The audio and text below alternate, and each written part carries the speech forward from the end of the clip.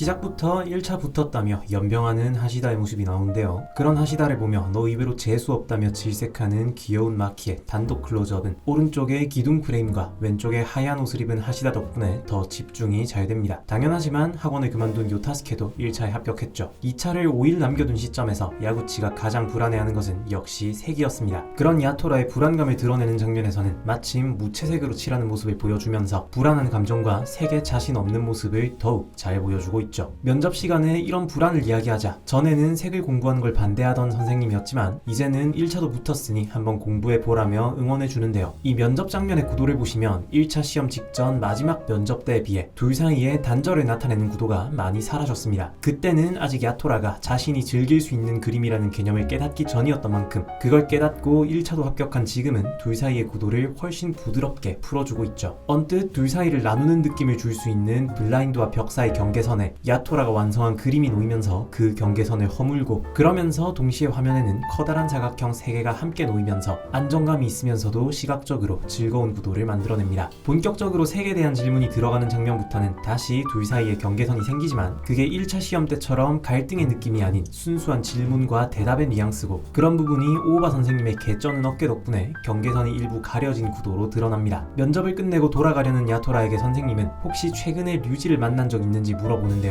하지만 야토라도 최근에 류지와는 거의 보지 못했고 색에 대한 센스를 높이는 것도 우선 경험이 중요하단 말에 야토라는 물감을 보러 화방을 들르는데 뜻밖에도 여기서 류지와 마주친 야토라였습니다. 오랜만에 만난 류지는 왠지 전보다 더 예뻐져 있었는데요. 제가 이 장면에서 정말 감탄했던 게 원작 블루피리어드는 실제 도쿄예대 회화과 출신 작가가 그린 만큼 그림 실력이 정말로 탁월합니다. 반면 애니는 작가의 필압을 재현하지 못하는 걸 제외하더라도 예산상의 한계나 이런저런 사정 때문에 사실 작화가 아주 미려하게 뽑힌 작품은 아니죠. 하지만 그럼에도 불구하고 이 장면에서의 류지는 원작보다 애니가 훨씬 예쁘게 연출됩니다. 정확히는 못 본 새 더 예뻐졌다는 느낌을 애니가 훨씬 잘 전달하고 있어요. 그건 흑백의 만화와 달리 채색을 통해 립스틱 같은 걸 더 직관적으로 보여줄 수 있고 성우의 연기를 통해서도 원래보다 요염해진 느낌을 연출한 덕분이죠. 그만큼 제작진이 이 장면의 류지를 공들여서 만들었다는 의미이고 한정된 예산과 시간 속에서도 힘을 줘야 할 부분을 정확하게 파악하고 있다는 말이 됩니다. 작품에 대한 이해도가 그만큼 높다는 거죠. 이렇게 오랜만에 만난 류지였지만 우리는 1차 시험 당시 류지가 얼마나 위험한 상태였는지 알고 있고 아까 장면에서 최근에 류지 만난 적 있느냐는 질문도 왜 나왔는지 대충 알기 때문에 여기서 친근하게 말을 거는 류지를 보면서도 우선 둘 사이의 경계선이 바로 신경 쓰이게 됩니다. 지금까지의 장면에서는 둘 사이에 없었던 경계선이죠. 이건 얼핏 아무렇지 않아 보이지만 사실은 둘 사이에 소통이 단절되어 있음을 의미하는 장면입니다. 류지는 약속 시간까지 좀 남는다며 야토라의 물감을 같이 봐주는데요. 대충 자기는 1차 떨어져서 아르바이트 중이라고 이야기한 류지는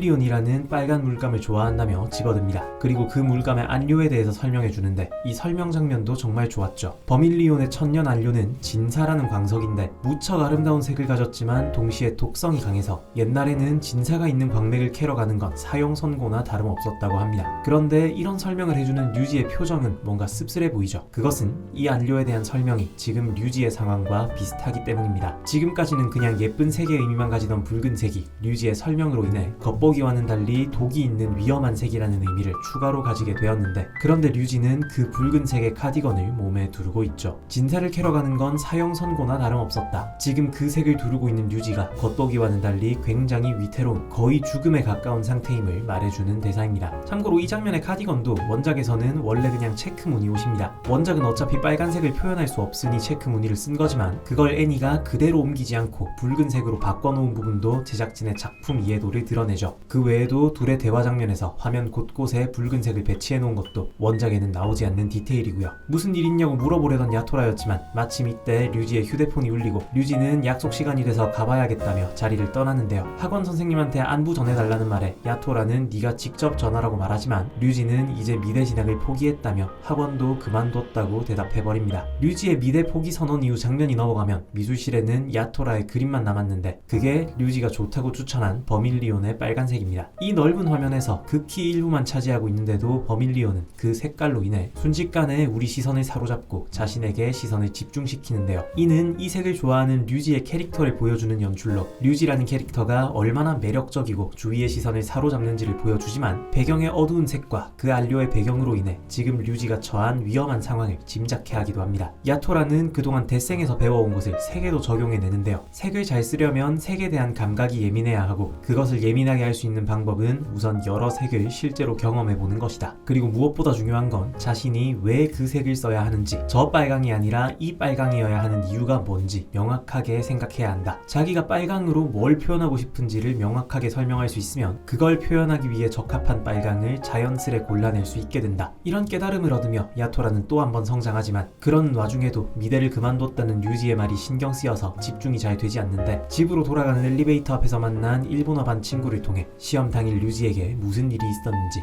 야토라는 진상을 듣게 되는데요. 우선 여름방학 때도 그랬지만 이번에도 정말 뛰어난 엘리베이터 구도였습니다. 인물이 있는 공간과 그렇지 않은 공간을 엘리베이터와 벽으로 구분하고 주인공인 야토라의 한 칸짜리 공간과 비교해 마키와 친구는 둘이서 1.5칸을 차지하는 비율 배분까지. 진상을 알게 된 야토라는 바로 류지한테 전화하는데 마침 류지는 바에서 알바 중이었습니다. 바 이름이 수염 아가씨인데 여장남자라는 걸 밝히고 일하는 건 아니지만 무척 의미심장하죠. 그리고 이 시퀀스에서의 류지는 이제 온몸에 빨간색을 걸치고 있는데 아까보다도 상태가 더 위험해졌음을 암시하고 있습니다. 야토라에게서 전화가 걸려오고 그렇게 류지와 야토라의 통화가 시작되는데 이 통화 장면에서의 화면의 톤 전환이 너무 급격해서 깜짝 놀랐습니다. 마치 야토라가 받은 충격을 보여주는 듯한 급격한 낙차, 그리고 정반대되는 둘의 톤은 아까 나온 둘 사이의 경계선과도 연결되며 둘의 단절을 더욱더 드러내고 있죠. 자기가 뭔가 도울 거라도 있느냐는 말에 류지는 그러면 지금 자기를 만나러 와달라고 말하지만 2차 시험이 사흘 남은 시점에서 야토라에게 그럴 여유는 없었고 무리라고 말하는 야토라에게 류지는 가시돋친 말을 쏟아냅니다. 君は溺れる人がいたら救命道具を持ってきても海に飛び込むことはしない。私がお前に話すことは何もないね。 이 장면 류지 너무 예쁘네요. 이 맛에 애니 본다 싶을 정도로 이 시퀀스 전체에서 계속해서 빨간 옷을 입고 있는 것 자체도 빨간색이 의미하는 대로 죽어가면서도 죽더라도 마지막까지 자신답게 예쁘게 입고 싶은 류지의 캐릭터를 드러내는 걸로 느껴집니다. 돌아와서 깊은 절망에 빠진 류지의 방은 마치 야토라의 방처럼 어둡고 무거운 분위기가 감돌지만 야토라와는 또 다르게 약간의 붉은 톤이 감돌아서 디테일을 살렸습니다. 한편 야토라는 전날 류지에게 들은 말 때문에 그림에 전혀 집중하지 못하는데 마침 하시다에게도 어제 류지와 비슷한 말을 들은 야토라는 어제 있었던 일을 이야기하며 자기가 뭐가 잘못됐는지를 묻습니다. 물에 빠진 사람이 있으면 당연히 구명조끼를 가져오는 게 더 나은 판단 아니냐. 하지만 하시다는 그 말에는 동의하면서도 류지의 말에 담긴 핵심을 짚어주는데요. 물에 빠진 괴로움과 어두운 바다는 물에 빠진 사람이 아니면 공유할 수 없기에 그 사람과 대화를 나누고 싶으면 같이 바다에 뛰어들 수밖에 없다. 류지에게 필요한 것은 자신의 아픔에 대한 이해와 공감이고 아무런 위험도 무릅쓰지 않은 야토라에게는 이 아픔이 전혀 공유되지 않기에 류지는 야토라에게 할 말이 아무것도 없는 것이었습니다. 하지만 이제 시험이 이틀 남은 이 시점에 그럼 류지의 아픔에 공감하기 위해 내 모든 걸 희생하라는 뜻인가? 아니 애초에 시험 이틀 전에 왜 이런 걸 신경 써야 하는 건지. 그런 생각으로 초조해진 야토라는 2차 시험을 대비한 스케치북 강평 중 왠지 류지라면 이런 걸 잘할 것 같다는 생각에 무심결에 류지의 작품을 찾아보려 하고 전에 그 일본어반 친구 덕분에 그의 작품들을 볼 수 있었는데요. 놀랍게도 류지는 일본어보다도 옷 그림에 훨씬 더 재능이 있었습니다. 야토라도 친구도 그렇게 느꼈고 심지어 친구의 말을 들어보면 류지의 관심도 일본어보다 옷 그림이 훨씬 강했죠. 그러면 대체 류지는 왜 일본어를 전공한 건가? 여기서 장면은 다시 류지에게로 넘어가고 부모님이 류지방의 물건들을 전부 갖다 버렸습니다. 거기다 이젠 좀 정상적으로 살라며 폭력까지. 하지만 이 와중에 할머니가 그림 도구만큼은 쓰레기장에서 다시 가져왔고 그런 할머니의 유카는 울면서 미안하다고 이야기하는데요. 이 장면은 유카의 감정선이 너무 잘 전해져서 마음이 많이 아팠습니다. 남들이 뭐라든 내가 나다울 수 있으면 그만이라고 계속 말해온 유카였지만 그게 그럴수록 더 차갑고 날카로워지는 주위의 시선에 면역이라는 뜻은 아니죠. 오히려 3화에서 나왔듯이 유카는 스스로 상처를 받을 것을 알면서도 타협을 안 하는 것이 아니라 못하는 것에 가깝습니다. 자신을 죽게 만드는 붉은 옷을 일부러 입는 게 아니라 그곳 말고는 입을 수 없는 캐릭터. 그런 자신을 보면서 나는 타협하지 않는다고 스스로 속여서 가면을 쓰는, 항상 자신만만하고 잘 어울리는 가면을 쓰고 자신을 속이는 야토라와 닮은 캐릭터. 그게 바로 류지의 캐릭터인 것인데 그런 타협하지 못하는 자신 때문에 이 집에서 유일하게 자신에게 다정한 할머니가 쓰레기장에서 물건을 주워오게 만들었고 부모님한테 안 좋은 말을 듣게 만들어 버렸습니다. 이 미안하다는 대사는 그런 죄책감에서 비롯된 것이고 그래서 듣는 사람의 마음을 아프게 합니다. 그날 무작정 집을 나온 류지에게 야토라의 전화가 걸려옵니다. 그리고 할 말 없다는 류지에게 야토라는 말하죠. 네 말대로 나는 네가 물에 빠지면 같이 뛰어들기보다는 구명조끼를 챙길 사람이다. 하지만 그 방법으로 안 되면 나는 뛰어들 거다. 왜냐면 다른 방법이 없으니까. 둘의 우정이 잘 드러나는 대사죠.